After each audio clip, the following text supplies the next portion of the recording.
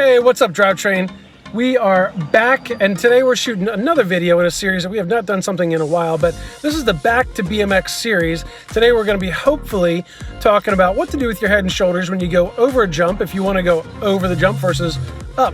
So let's roll the intro clip and get into it. Here we go.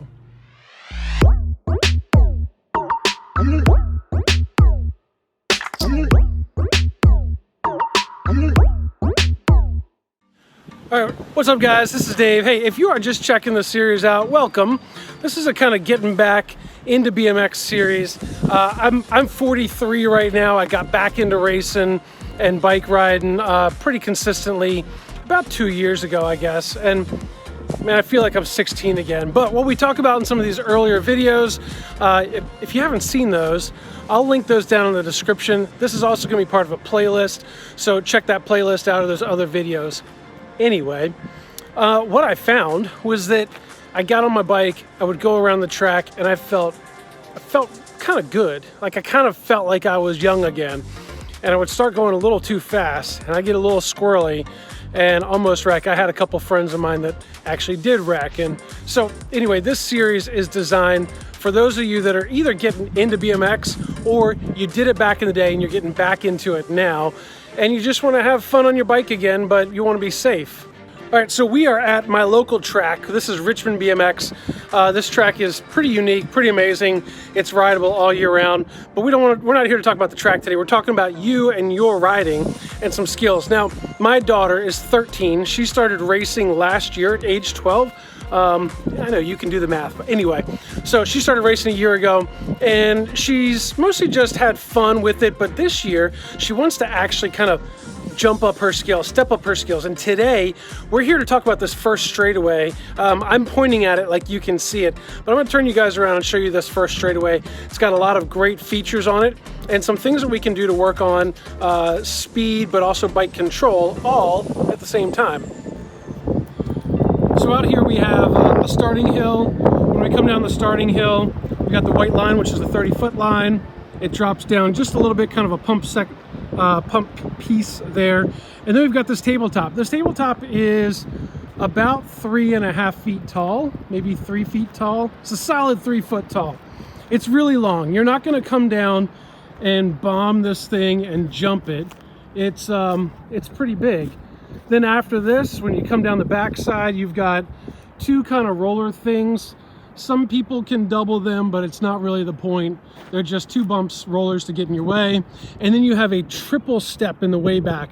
Now, I've done some videos on the triple step in the past, the fastest way I've found to take it, but that revolves around jumping, and you guys are not jumping yet. We are not jumping yet. But today will be the beginning of jumping, and I'm gonna stop talking now, and we're gonna get into some riding and show you the techniques here. All right, so when we're coming up, we right now see our head and shoulders are behind. Oh, let me get her. There we go. Her head and shoulders are way behind the bars and the front wheel. So when she's riding the bike, she's gonna be a little bit more forward. So bring your bike back to you. There you go. Now, if we want to keep going straight, we want our head and shoulders to go forward more. There you go. You're gonna feel like, you're gonna think that you're gonna do an endo and a nose wheelie and flip over, but there's so much bike that's coming with you. Don't be scared of that. So that's gonna send her going forward. Now she goes head and shoulders up. If she did that and pulled, that would send her up. So we're gonna see the head and shoulders going forward. Let's see what that looks like.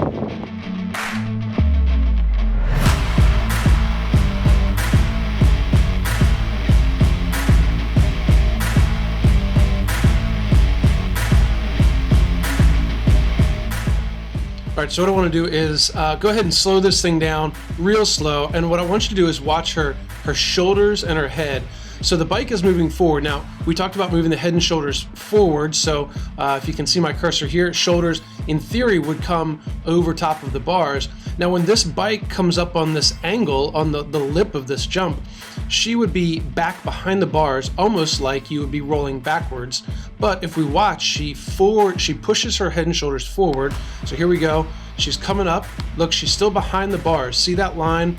The shoulders, the grips, and these forks are all kind of in line, in the same plane. Well, now we fast forward, we come up here. Look at that. she pushes her head forward, which brings her shoulders forward. And that head forward is going to keep her momentum going forward, even though this lip is getting in her way. So if we play this forward a little bit further, boom, see her head and her shoulders. Now, what I would like to see is her legs extended more. Now, she's a little shorter, and so that it doesn't quite help her out getting her shoulders forward towards the bars. But look at where her head is. That's a great movement to keeping her momentum shooting forward, which is going to keep her from jumping up.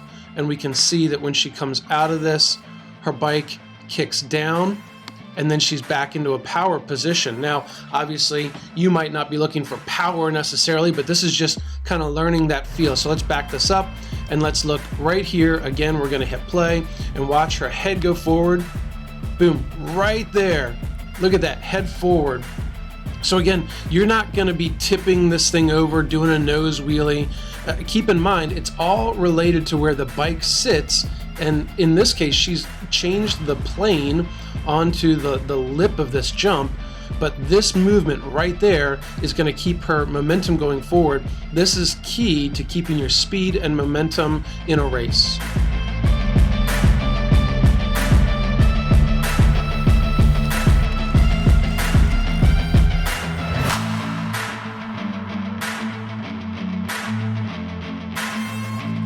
Send her going forward. Now she goes head and shoulders up. If she did that and pulled, that would send her up. All right, so the next thing that we ran into was kind of pedaling all the way down here, and she would stop pedaling like right here to prepare for the jump, and she would miss 2 extra pedals before she got to the jump. So that's kind of one of the things we're looking at, but this time around we want her to actually jump and catch some air.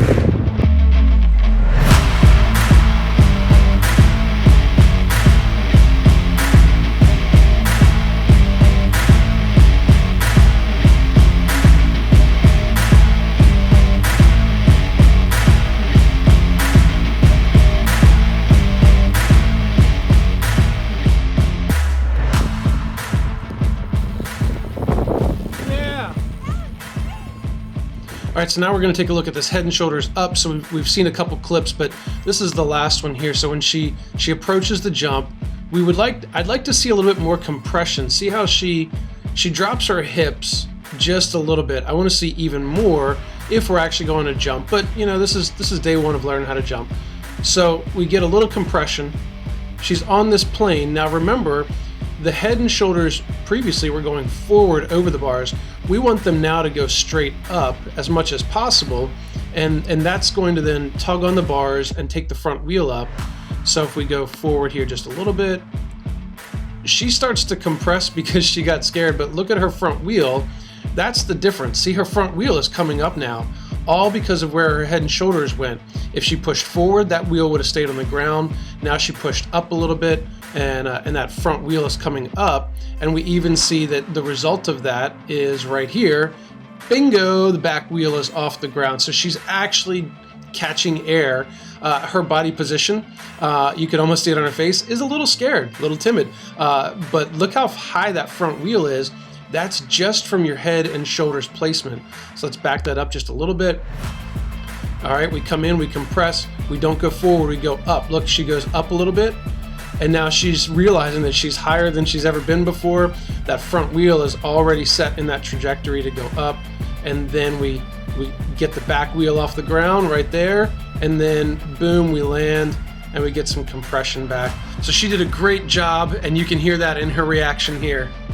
Yeah. That was great.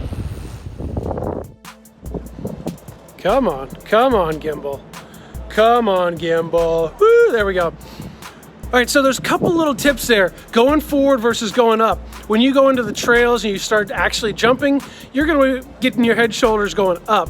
But for racing, we're trying to go forward and fast.